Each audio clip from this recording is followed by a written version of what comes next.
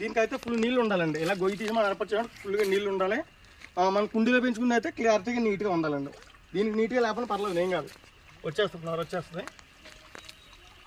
ఇది రేపు పొద్దున వస్తాను మేము ఫ్లవర్, మంచి ఫ్లవర్. దీనికి వాటర్ లిల్లీకి ఎప్పుడు కూడా ఫుల్ వాటర్ ఉండాలండి. వాటర్ ఉండాలి, నీట్గా ఇలాగా ఉంటే అందంగా ఫ్లవరింగ్ అయితే వస్తుంది మనకి. చూసారు, దుంపలు కూడా దూరం దూరం చేసుకోవాలండి. 1 2 3 4 5 దుంపలు వేసానండి, అందులో ఎక్కువ లేదు. 5 వేస్తే మనకి అలాగలాగా ఇది బుష్ అయిపోతాయండి. ఏం కాదు. పక్కనది అయితే ఏర్పాటు చేసానండి. ఇది బ్యూటిఫికేషన్గా ఉంటుందండి. ఇది లేతి అని ఇది రకం గ్రీన్, ఇది బాగానే ఉంటుంది. అని నాటు పూలు పెట్టామండి. అంటే డెకరేషన్ చేయాలని చేసిన మళ్ళీ వీడియో పెడతాను మీకు. జస్ట్ ఏదో నార్మల్గా చేసామండి అంతే. ఇది చూసారు ఎలా ఉందో.